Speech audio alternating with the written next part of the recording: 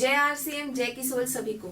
मेरा नाम जैस्मिन है और जैसे पिछले कुछ सेशन से हम लोग जुड़ते आए हैं, तो आज भी आशा करती हूँ कि जब इस सेशन में हम लोग जुड़े हैं आप कुशल हैं, स्वस्थ हैं और हंसते मुस्कुराते हैं। देखिए दोस्तों, आज का जो सेशन है वो हम सबके व्यक्तिगत जिंदगी से भी जुड़ा हुआ है, क्योंकि कहीं ना कहीं हमारी पर्सनल लाइफ, हमारी प्रोफेशनल लाइफ दोनों मिक्स है।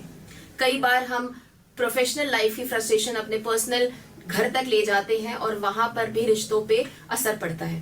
तो क्यों ना आज हम कुछ ऐसी चीजें जाने जिससे कि ना केवल हमारी पर्सनल लाइफ बल्कि आपकी प्रोफेशनल लाइफ भी बेहतर हो सकती है।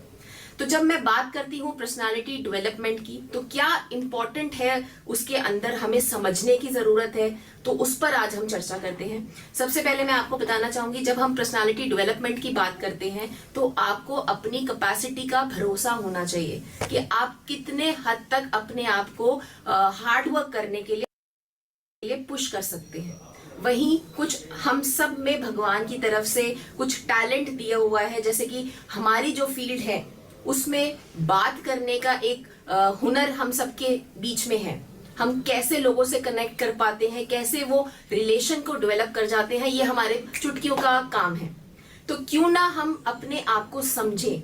सबसे पहले हमें समझने की जरूरत है कि कई लोगों को अपनी वीकनेस पर फतेह हासिल करनी है, मतलब उस पर विजय चाहिए। तो हमारी वीकनेसेस क्या क्या हैं? कई लोगों को गुस्सा आता है, तो उसको आप कैसे कंट्रोल करके उसको अपनी स्ट्रेंथ में कन्वर्ट कर सकते हैं। कई लोगों के अंदर पेशेंस लेवल बहुत है, तो वो कई लोगों के लिए कमी का जरिया बन सकता है। तो कैसे आप पेशेंस को अपनी स्ट्रेंथ में कन्वर्ट कर सकते हैं। तो हम सबके अंदर कुछ ना कुछ टैलेंट होता है। कुछ लोगों में बात करने का टैलेंट होता है, तो कुछ लोगों में हार्डकोर स्किल्स का टैलेंट होता है, मतलब सेल्स का टैलेंट होता है। तो हमें अपने नए स्किल पर भी काम करते रहने की जरूरत है, हमें अपने आप को अपडेट करने की जरूरत है। तो इसके चलते हमें ये देखना है कि किन किन चीजों पर हमें ध्यान देना चाहिए। तो सबसे पहले तो दोस्तों मैं आपसे कहना चाहूंगी, जब भी आप किसी से मिले तो आपको मुस्कुराते हुए मिलना है। अब मुस्कुराहट क्यों जरूरी है? देखिए, जब भी हम दिन की शुरुआत करते हैं, जब कोई हंसता हुआ हमें एड्रेस करता है, हमसे मिलता है, तो हमारा सारा दिन अच्छा बीतता है। तो क्यों ना हम अपने दिन के साथ साथ दूसरों का भी दिन अच्छा बनाएं। हमेशा जब भी आप किसी से मिलते हैं तो दिन के लिए वो उनका पहला समय हो सकता है, चाहे वो आखिरी पहर के टाइम अगर आप किसी से मिल रहे हैं, लेकिन दिन में आप उनसे पहली बार मिले हैं तो हंसते मुस्कुराते मिलिए, ताकि सामने वाले को भी एक पॉजिटिव ऑरा फील हो। वहीं दूसरी तरफ आपको हमेशा अच्छा सोचना है, पॉजिटिव सोचना है। अब पॉजिटिव क्यों सोचना जरूरी है? देखिए, कोई भी सिचुएशन लाइफ में इजी नहीं होती, ये हम सब जानते हैं, बट उसको इजी बना सकते हैं, बस एक नजरिए की सोच है। आप उस पर काम कर सकते हैं दो तरीके से। हम सिचुएशन को इस तरीके से देख सकते हैं कि क्या वो हमारे बस में है, क्या हम उसको सॉल्व कर सकते हैं। तो अगर हाँ, तो उस पर काम करिए। लेकिन अगर कुछ भी हमारे बस में नहीं है और हमें हमेशा वक्त का इंतजार करना है, तो उस परेशानी को बहुत देर तक अपने दिमाग पर मत हावी होने दीजिए। इससे आपका मूड भी खराब होता है और आप थोड़े नेगेटिव हो जाते हैं। वहीं तीसरी चीज आपको बहुत ज्यादा ध्यान देनी है अपने पर्सनालिटी डेवलपमेंट में, कि आपको हमेशा ड्रेसिंग पर्सनालिटी डेवलपमेंट का बहुत इंपॉर्टेंट हिस्सा है। तो आपको उसी तरीके से ड्रेसअप होना है। जब आप किसी पार्टी में जाते हैं तो देखिए, हम सिंपल कपड़े पहनकर नहीं जाते हैं, है ना। हम हमेशा सज धज के, मेकअप करके, अच्छे शादी के या पार्टी के हिसाब के कपड़े पहन के जाते हैं, जो कि थोड़े हैवी होते हैं। वहीं जब आप किसी बिजनेस मीटिंग के लिए जा रहे हैं, अपने प्रोफेशन को दर्शा रहे हैं, तो आपका अटायर मतलब आउटफिट हमेशा अकॉर्डिंगली होना चाहिए। अगर आप महिला हैं तो साड़ी और सूट का चयन करिए, और बिजनेस अगर सूट पहनते हैं आप तो उनका कलर कोऑर्डिनेटेड रखिए, मतलब सिंपल कलर्स चुनिए, न्यूट्रल कलर्स चुनिए। वहीं जो पुरुष हैं उनको हमेशा एक प्रोफेशनल अप्रोच के लिए टाई कैरी करनी चाहिए। मेरा तो ये मानना है कि हमेशा आपके कपड़े जो है प्रेस्ड और आयरन होने चाहिए, बहुत ज्यादा फ्लैशी नहीं होने चाहिए। और वही तीसरी चीज है कि बेटर कम्युनिकेशन हमेशा मेंटेन करिए।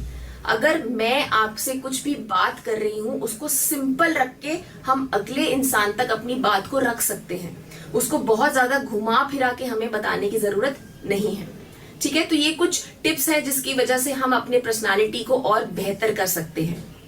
तो अब पॉजिटिव हम किस तरीके से सोच सकते हैं, पॉजिटिव क्यों सोचना चाहिए, तो हमेशा ऐसे इंसानों के साथ अपनी दोस्ती बढ़ाइए, अपने सर्कल में पॉजिटिव लोगों को रखिए। पॉजिटिव किताबें पढ़ सकते हैं, पॉजिटिव आर्टिकल्स पढ़ सकते हैं, पॉजिटिव अप्रोच के लिए आप योगा मेडिटेशन का इस्तेमाल कर सकते हैं। और बहुत हद तक किसी भी नेगेटिव अप्रोच को बहुत देर तक अपने दिमाग पर मत रखिए, क्योंकि उससे हमारी जो साइकिल है, सोचने की समझने की शक्ति जो होती है वो भी हैम्पर होती है, मतलब उस पर असर पड़ता है। तो एटीट्यूड जो होता है इंसान का वो हमेशा हमेशा मेरे हिसाब से पेशेंस वाला होना चाहिए।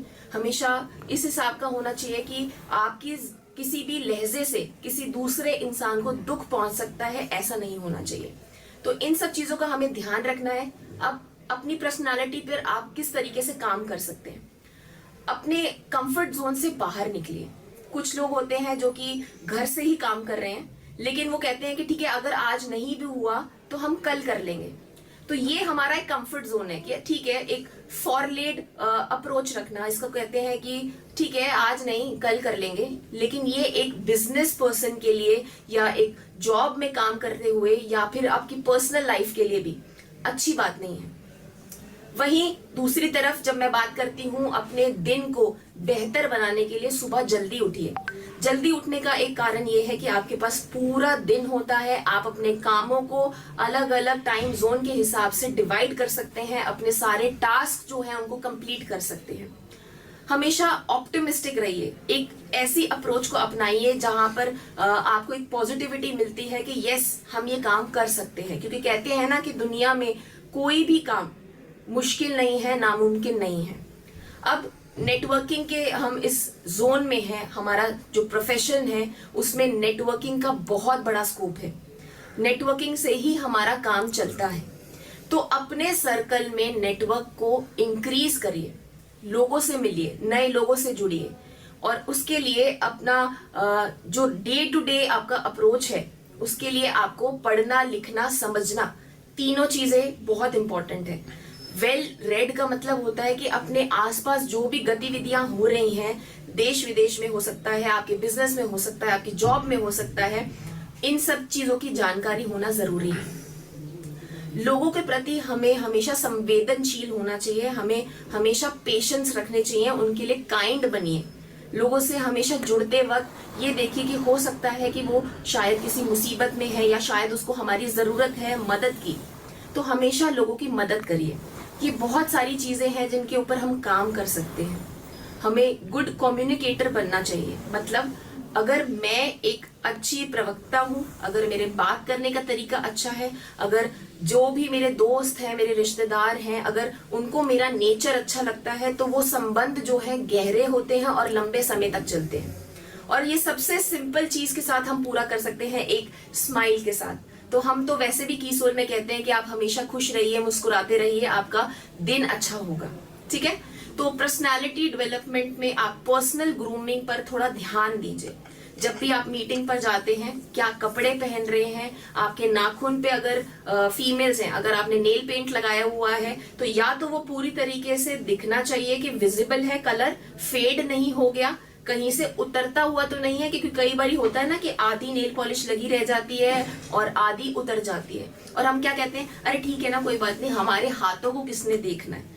लेकिन जब हम प्रोफेशनली बात करते हैं तो हमारे बाल कैसे दिखते हैं, हमारा मेकअप कैसा है, हमारी ज्वेलरी कैसी है, हमारी नेल पॉलिश कैसी है, या हमारे नेल्स साफ है कि नहीं है। अगर पुरुष हैं तो क्या उनके नेल्स ट्रिम है, मतलब कटे हुए हैं या नहीं है, उन्होंने कैसे रंग के कपड़े पहने हैं, टाई लगाई है या नहीं, क्या आपका ब्रीफकेस आपके साथ है कि नहीं, ये सब चीजें मायने रखती हैं। लेडीज की अगर मैं बात करूं तो आपकी ज्वेलरी, अगर बहुत ज्यादा चूड़ियां आपने पहनी है तो वो एक डिस्टर्बेंस का कारण बन सकती हैं। अगर आपका मेकअप लाउड है तो वो भी एक डिस्टर्बेंस का कारण बन सकता है। तो पर्सनालिटी डेवलपमेंट में अपनी पर्सनल ग्रूमिंग का ध्यान रखिए। हेल्दी और ग्लोइंग स्किन, अगर आप अपनी त्वचा को साफ सुथरा रखते हैं तो आपकी त्वचा चमकदार रहेगी, फ्रेश दिखेगी, आप यंग दिखेंगे, जिसकी वजह से लोग आपसे जरूर जुड़ेंगे और पूछेंगे कि आपने क्या लगाया है। तो अपनी त्वचा को साफ रखिए। उसके लिए हम क्या प्रमोट करते हैं कि आप CTM को फॉलो कर सकते हैं। CTM हम जानते हैं कि क्या होता है, लेकिन फिर भी बता देती हूँ आपको। CTM का मतलब होता है क्लेंजिंग, टोनिंग, मॉइस्चराइजिंग और लास्ट में P से प्रोटेक्शन। क्लेंजिंग आप नाइसा के फेस वॉश से कर सकते हैं, टोनिंग आप ग्लो अप रोजेलाइट से कर सकते हैं, मॉइस्चराइजर के लिए व्योमिनी मोरिंगा की क्रीम का इस्तेमाल कर सकते हैं। लेकिन जिनकी तेलिया त्वचा है या पिंपल प्रोन स्किन है वो इस क्रीम का उपयोग कम से कम करिए, और खास तौर पे जिनकी पिंपल प्रोन स्किन है वो इसका इस्तेमाल ना करें। जब पिंपल सूख जाए, ड्राई हो जाए, उसके बाद क्रीम लगाएं। और सबसे इंपॉर्टेंट प्रोडक्ट जिसको हम सब अनदेखा कर देते हैं या जानते बूझते भी हम नहीं लगाना चाहते, वो है सनस्क्रीन। दोस्तों, आज हमारी जिंदगी इतनी स्ट्रेस भरी है, इतनी सारी कॉम्प्लिकेशंस है, इतना सारा वर्क प्रेशर है कि कई लोग बहाने ढूंढते हैं कि हमारे पास तो समय ही नहीं है। तो समय का जो एग्जाम्पल है या एक्सक्यूज है वो ना दे, क्योंकि प्रोडक्ट लगाने में सिर्फ 1 मिनट लगता है, लेकिन वो दिन भर आपको प्रोटेक्शन देता है कि नहीं। तो नेचुरल एवरीडे मेकअप के लिए आप CTM का इस्तेमाल करिए। दिन में और रात को घर आने के बाद आप जो गंदगी आपके चेहरे से चिपक जाती है उसको उतारना बहुत जरूरी है। तो दिन में 2 बार आप CTM का रूल फॉलो करिए, फिर देखिए आपकी जो स्किन है वो कितनी चमकदार होगी। वही मैं बात करना चाहती हूँ कि जो महिलाएं हैं, कई तौर पर महिलाएं हमसे कहती हैं कि हम मेकअप का इस्तेमाल नहीं करते हैं, हम रोज मेकअप नहीं करते हैं। तो देखिए, एक मेकअप की टेक्निक आपने डेमो में देखी होगी कि आप कैसे मेकअप करते हुए भी एक नो मेकअप कर लुक को क्रिएट कर सकते हैं। अब नो मेकअप लुक क्या होता है? मिनिमल प्रोडक्ट से, लाइट न्यूट्रल शेड से आप अपनी लुक को एवरीडे मेकअप में कैसे कन्वर्ट करते हैं।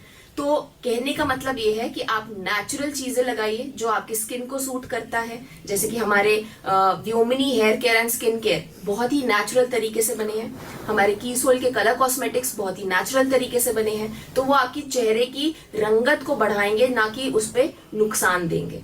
ठीक है, तो अपनी नेचुरल लुक को इन्हांस करिए।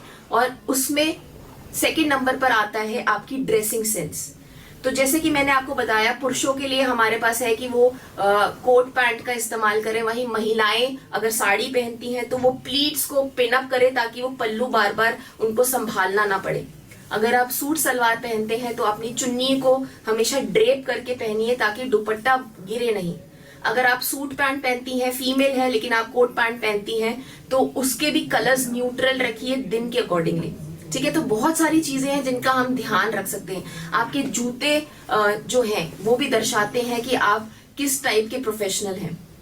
जूतों को हमेशा साफ रखिए, पॉलिश्ड रखिए और अप टू डेट रखिए। काम करते वक्त किसी भी फ्लैशी हील का या बहुत सारे स्पार्कल की फुटवेयर का इस्तेमाल ना करें। ठीक है, अगर पुरुष हैं आप तो अपनी शेव को हमेशा बनाकर रखिए। मतलब अगर आप बियर्ड रखते हैं, अगर आपकी दाढ़ी बड़ी हुई है तो उसको ट्रिम करिए रेगुलरली ताकि वो इनग्रोन जो हेयर है वो हमेशा परफेक्ट रहे। अगर आप क्लीन शेव रहते हैं तो अपनी शेव को रोजाना करें ताकि एक जो आपकी ओवरऑल पर्सनालिटी है उसमें भी चार चांद आए। वहीं जब मैं महिलाओं की बात करती हूँ तो अपनी त्वचा का ध्यान रखिए, खाने पीने का, एक्सरसाइज का, सब चीजों का ध्यान रखिए। अपनी नींद को पूरी लीजिए ताकि आपके मेंटल और स्ट्रेस लेवल पर भी असर ना पड़े। रोज हम इन छोटी छोटी चीजों का अगर ध्यान रखेंगे तो आई एम श्योर कि हम सब अपनी पर्सनालिटी को बढ़ा सकते हैं। वहीं मैं पुरुषों से और आजकल की जो जनरेशन है, देखिए बहुत तीव्र गति से बढ़ रही है, जिसकी वजह से हम काफी चेंजेस देख रहे हैं। आजकल काफी लेड बैक एटीट्यूड है यंग जनरेशन का। वहीं कई लोग टैटूज बना के बहुत कूल दिखना चाहते हैं, या लड़के भी आजकल पियर्सिंग, मल्टीपल कान छिदवा लेते हैं कूल दिखने के लिए। अलग अलग टाइप के हेयर स्टाइल्स में वो अपने आप को घुसा लेते हैं ताकि वो ट्रेंडी दिख सके।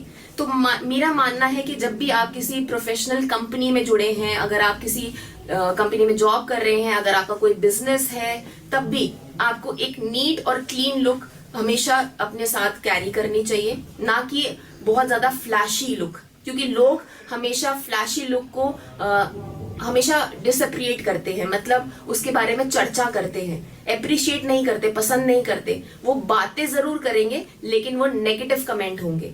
तो आई एम श्योर हम में से कोई भी ये नहीं चाहेगा, ठीक है। अब मैं बात करती हूँ स्किल डेवलपमेंट की। तो देखिए स्किल डेवलपमेंट क्या होता है। अभी जैसे कि थोड़ी देर पहले मैंने चर्चा करी कि हम सबके अंदर एक क्वालिटी है, बात करने की क्षमता। इस चीज को हमने पहचाना तभी शायद हमने इस जॉब अपॉर्चुनिटी का चयन किया। मैं एज अ ट्रेनर लोगों से बात करना पसंद करती हूँ, लोगों के साथ वो कनेक्शन फील कर पाती हूँ, इसीलिए मैं एज अ ट्रेनर काम कर रही हूँ। आप लोग इस फील्ड में हैं क्योंकि आप झट से लोगों का नजरिया पॉजिटिव थिंकिंग में चेंज कर देते हैं, आप उनको अपने प्रोडक्ट्स को यूज करना सिखाते हैं। तो ये आपकी श्रेणी है, ये आपकी कला है। अब इसको हम बेहतर कैसे कर सकते हैं? तो देखिए दो टाइप के स्किल्स होते हैं, एक होता है हार्ड स्किल्स, एक होता है सॉफ्ट स्किल्स। हार्ड स्किल्स वो होते हैं जैसे कि आज हम ये सेशन कर रहे हैं उड़ान का, और इसके जरिए हम प्रोडक्ट की नॉलेज पा रहे हैं।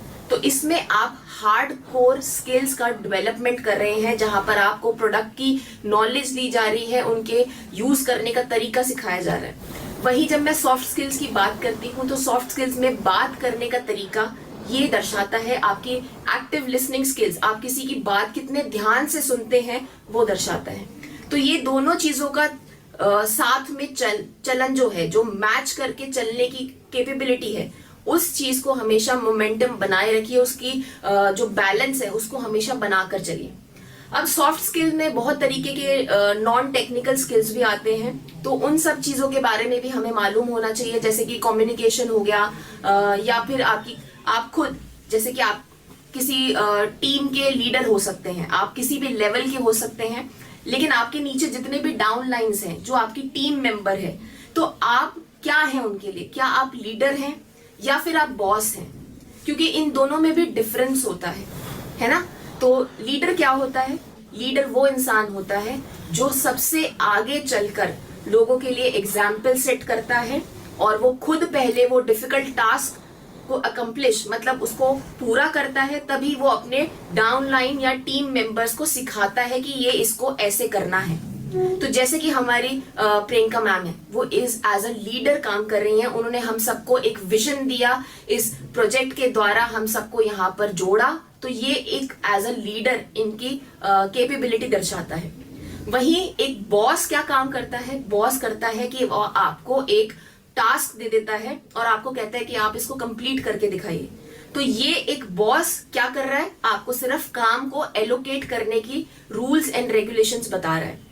तो अगर आप लीडर हैं या बॉस हैं, ये आपको खुद डिसाइड करना है कि आप अपने टीम को किस तरीके से हैंडल करते हैं। क्या आप उनको जोड़कर रखते हैं? क्या आप उनको हमेशा एक एग्जाम्पल के तौर पर अपना एग्जाम्पल सेट करके दिखाते हैं, या फिर आप बॉस बनकर उस प्रोजेक्ट को थमाकर किनारे हो जाते हैं? तो ऐसी बहुत सी चीजें हैं जिसको हमें सीखना पड़ता है। दूसरा साथियों, मैं ये बात करना चाहती हूँ अडेप्टेबिलिटी। आप उस माहौल में कैसे ढल रहे हैं। फॉर एग्जाम्पल, अगर आपने किसी कंपनी में नया जॉब स्टार्ट किया है, तो कंपनी में नया जॉब करने का मतलब होता है कि आपने उस नए एनवायरनमेंट में कदम रखा है। जब आप एक नए कंपनी से जुड़ते हैं, वहां की चीजों को समझने में आपको समय लगता है। तो इसमें आप उस एनवायरनमेंट में अपने आप को कैसे ढाल रहे हैं। आप जब भी इस टीम के साथ जुड़े होंगे, आपको बहुत सी चीजें सीखनी होंगी, सीखनी पड़ी भी होंगे। आपको कुछ चीजों में गाइड किया गया होगा और कई चीजों में आपको ये सोचा गया होगा कि शायद ये इनको पता होगा। तो इन सब चीजों का मतलब होता है अडेप्टेबिलिटी। तो चलिए दोस्तों, अब थोड़ा आगे की ओर बढ़ते हैं। अब हमें सीखना है और समझना है कि हम अपने सेल्स को कैसे इंक्रीज कर सकते हैं, क्योंकि by end of the day अगर आपको प्रोडक्ट नॉलेज भी है, लेकिन अगर आप उसको सेल में कन्वर्ट नहीं कर पा रहे हैं, तो कहीं ना कहीं हमारे बात करने में या समझाने की तकनीक में या किसी और चीज में कमी रह गई है। तो वो चीजें कौन सी हैं, किन चीजों का हमें ध्यान रखना है? तो सबसे पहले तो है इफेक्टिव कम्युनिकेशन। मतलब मैं आज आपसे जुड़ी हूं, अगर मैं अपनी बात आपके सामने नहीं रख पाई तो वो एक इफेक्टिव कम्युनिकेशन का पार्ट नहीं बनता है। आपको अगर समझ ही नहीं आया कि मैं क्या कहना चाहती हूं, तो ये एक इफेक्टिव कम्युनिकेशन नहीं दर्शाता। वही क्या मुझे अपने प्रोडक्ट के बारे में सारी नॉलेज है कि वो कैसे बना है, कैसे इस्तेमाल करना है। क्या अगर ये सब नॉलेज मेरे पास है तो वो एक प्रोडक्ट एक्सपर्टीज को दर्शाता है। तो तीसरा मैं कहना चाहूंगी कस्टमर सर्विस। अगर कोई क्लाइंट आज आपसे जुड़ा है, वो आपसे कह रहा है कि मुझे लिपस्टिक चाहिए और वो बोल रहा है कि मुझे तो बस मैट लिपस्टिक ही चाहिए, लेकिन आप कह रहे हैं कि भैया वो मेरे पास तो है ही नहीं, तो आप एक कस्टमर को नेगेटिव अप्रोच दे रहे हैं। इसका मतलब कि आपका काम करने का जो तरीका है शायद वो आपसे दोबारा ना जुड़ना चाहे। लेकिन अगर आप इसको पॉजिटिव अप्रोच में डालना चाहते हैं तो भले ही आपके पास एट प्रेजेंट प्रोडक्ट अवेलेबल नहीं हो, लेकिन आप वहीं बैठे हुए कस्टमर को बता सकते हैं कि हमारे पास एक जरिया है जिसको कहते हैं ऑनलाइन ऑर्डर प्लेस करना। वहीं बैठे हुए आप उनके सामने ऑर्डर प्लेस कर सकते हैं और अपने कस्टमर को खुश वापस भेज सकते हैं, क्योंकि वो खुश हो जाएगा आपकी अप्रोच देखकर। वही प्रॉब्लम सॉल्विंग, जैसे कि दोनों चीजों का मैंने आपको एग्जांपल दिया। अगर आपने ऑर्डर प्लेस कर दिया तो वो आपने प्रॉब्लम भी सॉल्व कर दी, ठीक है। तो ये दोनों चीजें कंबाइनली काम करती हैं। एक्टिव लिसनिंग, क्या हमने अपने क्लाइंट की बात को ध्यान से सुना या हमने उसकी बात को बीच में काट दिया और अपने बारे में या अपनी चीजों के बारे में या किसी और प्रोडक्ट के बारे में बात करना शुरू कर दी। तो एक्टिव लिसनिंग पर हमें ध्यान देना है। एक्टिव लिसनिंग मतलब आप सबकी चीजें बड़े ध्यान से सुन रहे हैं। सोशल सेलिंग, आजकल का जो जमाना है, नया दौर है, तो सोशल मीडिया का इस्तेमाल भरपूर तरीके से करिए ताकि आप ज्यादा से ज्यादा लोगों से जुड़ सके। आप व्हाट्सएप पे स्टेटस डाल सकते हैं, आप इंस्टाग्राम पे अपनी स्टोरीज पोस्ट कर सकते हैं, रील्स बना सकते हैं, प्रोडक्ट की अवेयरनेस बता सकते हैं। आप ये भी दर्शा सकते हैं कि आप किस तरीके से किस चीज में काम कर रहे हैं। वहीं फेसबुक पे भी आप देश प्रदेश से सभी लोगों से एक जगह बैठकर जुड़ सकते हैं। तो सोशल मीडिया का भरपूर इस्तेमाल करिए। वहीं एक्टिव लिसनिंग की जैसे कि मैंने बात करी, वहीं पर क्लोजिंग करना बहुत आना चाहिए, जरूरी है। क्लोजिंग का मेरा मतलब है कि पहले तो आपको कस्टमर कैसा है आपका, उसका क्या रिक्वायरमेंट होगा, इस प्रोस्पेक्ट पे हमें काम करना है। इसको समझना है कि हमारी कैटेगरी क्या है, हमें हमारी टारगेट ऑडियंस क्या है, इसको पहले एनालाइज करिए। ये नहीं हो कि चलते फिरते आप सबको सब कुछ बताते फिर रहे हैं। हो सकता है उसका इंटरेस्ट ना हो, लेकिन हमें अगर एनालाइज करना आ गया कि हमारा ऑडियंस क्या है, हमें किस तरीके से किसको क्या प्रोडक्ट बताना है, तो उसके बाद आपका क्लोजिंग करना मतलब उस डील को क्लोज करना, कंप्लीट करना बहुत आसान हो जाएगा। और last but not the least, हमें फॉलो अप टेक्निक आनी चाहिए। हमेशा अपने क्लाइंट से उनकी डिटेल्स लीजिए, जैसे कि मोबाइल नंबर, वो छोटी छोटी डिटेल्स भी ले सकते हैं, जैसे कि उनका बर्थडे कब होता है। देखिए कोई हानि नहीं है कि हम उनको तीज त्योहार पर मुबारकबाद दे सकते हैं, उनको विश कर सकते हैं, इससे आपका रिश्ता जो है मजबूत होता है। तो ये छोटी छोटी चीजों का हमें ध्यान रखना है। तो अब जब मैं बात करती हूँ, इन सब चीजों में सबसे इम्पोर्टेंट बात है अपने टाइम को मैनेज करना आना। तो जैसे कि मैंने बोला था, कोशिश करिए सुबह जल्दी उठने की। हमारे इस स्वभाव से बहुत कुछ चेंज होता है। आप सुबह उठते हैं, आपका मन शांत होता है, आपका दिमाग शांत होता है, आप पूरे दिन की प्लानिंग अच्छी तरीके से कर सकते हैं। दिन में 24 घंटे में आप कितने कितने काम, टास्क को आप कितने दिन में करेंगे, कौन सा आज करेंगे, कौन सा कल करेंगे, इन सब चीजों की प्लानिंग कर सकते हैं। काम के साथ साथ हमें अपने परिवार को नहीं भूलना है। उस परिवार का जिसका सपोर्ट है, जिसकी वजह से आप काम कर पा रहे हैं, उस पर भी ध्यान देना है। तो हमेशा अपने टाइम को मैनेज करिए, एक प्रोफेशनल अपना विंडो तैयार करिए कि इस समय से लेकर इस समय तक मुझे काम करना है। कुछ समय अपने पर्सनल टाइम के लिए निकालिए, मी टाइम, ये बहुत जरूरी है। अपने आप से बात करिए, अपने फ्यूचर को लेकर डिस्कशन करिए, लेकिन खुद अकेले बैठकर शांत मन के साथ। और वहीं हमें परिवार को भी एक समय देना है। घर में माता पिता हो सकते हैं, आपका स्पाउस होगा, बहन भाई होंगे, बच्चे होंगे, तो सबके लिए समय अनुकूल रूप से निकालिए, ठीक है। तो टाइम को मैनेज करना आना चाहिए। वहीं आपको अपनी सक्सेस के लिए भी प्लानिंग करनी पड़ेगी। आपके पास एक टारगेट होना चाहिए कि किस चीज को आपको कैसे अचीव करना है, उसका रास्ता क्या होगा, अपनी टीम से आप किस तरीके की हेल्प ले सकते हैं। तो ये सब चीजें दर्शाता है कि आप कितने समय में उस चीज को सक्सेसफुली हासिल कर पाएंगे। और देखिए जैसे कि हम सब काम कर रहे हैं, मैं जॉब कर रही हूँ, मेरे भी कुछ अचीवमेंट्स हैं, कुछ सक्सेस स्टोरीज हैं, या फिर मैं कह सकती हूँ कि मेरा भी कोई टारगेट हो सकता है। कल मुझे क्या बनना है इसकी प्लानिंग आज से ही शुरू करिए। आपको क्या अचीव करना है, वो घर हो सकता है, वो ऑफिस हो सकता है, वो कोई पोजीशन हो सकती है, वो कुछ पैसे का अमाउंट हो सकता है, या फिर आज अगर आपने सोचा कि मुझे अपना नेटवर्क, अपनी टीम इतने गुना बढ़ा देनी है, तो उसकी प्लानिंग आज से ही करिए। हमेशा जो भी सक्सेसफुल आदमी होता है वो हमेशा प्लान करके चलता है, ठीक है। तो बहुत जरूरी है अपने परफॉर्मेंस को आप ट्रैक करिए कि जो भी आपने हासिल करना है उसके लिए आपको कितनी प्लानिंग करनी पड़ेगी, कहां तक आप पहुंच गए और कितना बाकी है। छोटे छोटे टारगेट्स बनाइए। ये ना हो कि आज मैंने सोचा कि मुझे अगले 2 महीने में 10 करोड़ रुपए कमाने हैं, तो टारगेट हमेशा ऐसा रखिए जो अचीव कर सके। इतना बड़ा टारगेट मत रखिए कि जिसके लिए आप वो सीढ़ी तक ना पहुंच पाए और उसके बाद आप डिप्रेस्ड हो जाएं या डिस्करेज हो जाएं, आप अपना विश्वास खो दें। तो छोटे छोटे जो सक्सेस है ये आपको बहुत आगे तक लेकर चलता है। वहीं सोशल मीडिया का जैसे कि मैंने बोला, उसका भरपूर उपयोग करिए, अपने सेल्स की टेक्निक को बढ़ाइए, लोगों से अपना कम्युनिकेशन और उनसे अपनी जान पहचान बढ़ाइए। बहुत सारी चीजें हैं जिसको आप कर सकते हैं कम समय के अंदर। कहीं से भी बैठे हुए आप दूर प्रदेश तक अपनी अप्रोच बना सकते हैं, पहचान बना सकते हैं। तो ये सेल्स जो होती है बहुत तरीके से आप अचीव कर सकते हैं। वहीं सोशल मीडिया को आप अपने बिजनेस को प्रमोट करने के लिए भी कर सकते हैं। आपका ऑडियंस कहीं पर भी हो, वो आप प्लान कर सकते हैं कि आपको उनको कैसे अप्रोच करना है या आप अपना सामान कहाँ कैसे पहुंचा सकते हैं। अपने आप को अडेप्टेबल बनाइए, अपने आप को पॉजिटिव बनाइए, तो आई थिंक हम सब उस सक्सेस को जरूर पा जाएंगे, ठीक है। तो कुछ छोटी छोटी चीजें जो आज हमने डिस्कस करी, मैं ये समझती हूँ कि बहुत कुछ सिखाया शायद आज मैंने, तो थोड़ा बहुत तो जरूर समझ आया होगा। तो अगर आया है तो उसको अपना लीजिए, बिजनेस में, अपने लाइफ साइकिल में अपना लीजिए, आपको बहुत कुछ सीखने को मिलेगा। और जरूरी नहीं है कि हम हमेशा अपने आगे की तरफ देख के लोगों से सीखें। हो सकता है कि आपका जूनियर भी आपको कुछ लाइफ सेविंग टेक्निक सिखा जाए, या अपने बिजनेस को आप कैसे आगे बढ़ा सकते हैं वो डाउनलाइन से भी सीख सकते हैं। तो ये चैनल जो होता है हमेशा 2 वे का होता है। आगे भी अप्रोच रखिए, पीछे वालों को भी साथ लेकर चलिए। तो एक पॉजिटिव अप्रोच के साथ अपने बिजनेस को आगे बढ़ाइए।